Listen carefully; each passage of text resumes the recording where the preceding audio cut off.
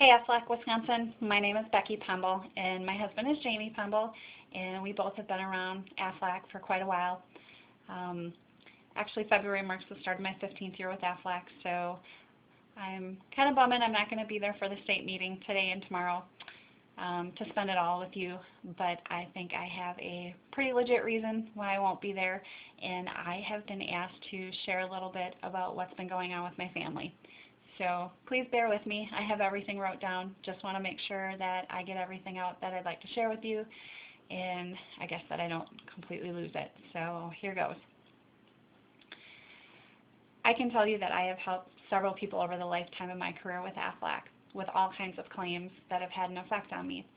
However, when someone you love and someone you know and care about is going through an illness, it really throws a completely different perspective into everything we do. It really has shown me how very important what we do as agents every day is and how much a difference we truly make in people's lives. On November 30th, 2011, my 14-month-old nephew, Finnegan, was diagnosed with a malignant brain tumor, 2.5 inches in diameter, grade 2 astrocytoma, deep in the back left section of his brain. It immediately shocked my family, and right away he was hospitalized that day for observation and test at American Family Children's Hospital in Madison. 4 days later he had a biopsy, and that was to take a few hours and ended up lasting 6 hours. 3 days later, on December 6th, Finn had a full day surgery that lasted 14 hours to remove his brain tumor. That day was probably the toughest day of my life.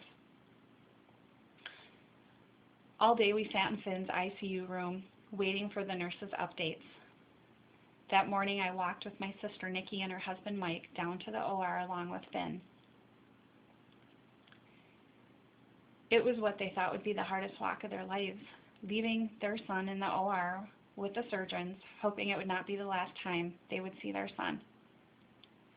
Finn's surgery lasted from 8 that morning until 10 at night. Finally, when the surgeon arrived in the room, the first question my sister asked was, "Did you get it all?" It had taken so long, and the surgeon first said, "I know I left some of the tumor behind. I think I got 70% of the tumor. No, maybe only about half." The MRI the next day revealed the surgeon had only removed 30% of Finn's tumor. The night of the surgery, Finn was brought back into his ICU room at 11 p.m. and finally hooked up to all the monitors by midnight. There was a breathing tube, a drain tube for fluids around his brain, several IVs, a heart monitor. There were tubes everywhere. It was hard to see my nephew Finn like that. And of course, he had the huge bandage or turban on his head. It would take Finn several days before all the tubes were removed.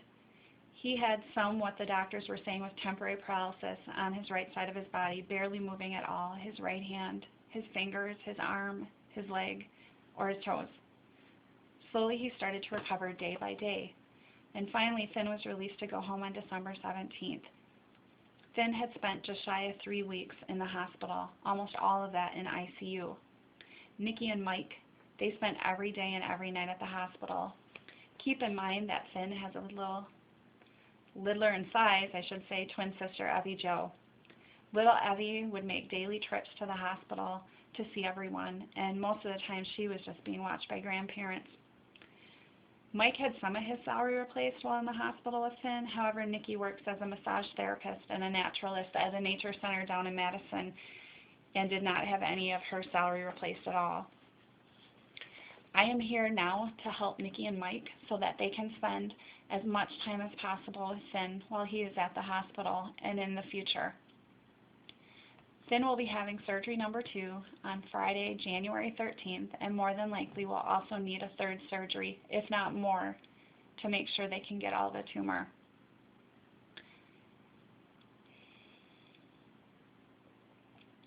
Three years ago, on January 13th, Nikki was right by my side with Jamie and I as I delivered our son Drake. Never did I ever think 3 years later I would be back in the hospital with my little sister by her side supporting her while her now 15-month-old son was going in to have brain surgery to remove a malignant tumor. I ask for your prayers for little Finn, his sister, Evie, and Nikki and Mike. I also ask that if you are able to consider donating to funds for Finn. This will give Nikki and Mike both the opportunity to spend as much time as possible with Finn moving forward. I know there will be several months of physical therapy and occupational therapy for Finn and perhaps chemo and/or radiation. Finn's doctor has told my sister he is not here to extend Finn's life. He is here to cure Finn of this brain tumor, and he will go back in as many times as necessary to remove the tumor. If you would like to donate, there will be a jar out by registration. If you would like to write a check, you may make it payable to me, and I will be sure to give it to Nikki and Mike. Most importantly, please print your name and address down so that Nikki and Mike can say thank you. I know it means the world to them. On a very, very positive note, since being home late December, Finn has made so many improvements. He is crawling again, saying mama again, giving high fives again, being his cheerful, happy, sweet little self that we all know and love. Please realize as agents, we do make an impact on people's lives, and what we do is very important. You can stay informed on Finn's condition by going to caringbridge.org and enter Finnegan Ringdroski, Ringdroski,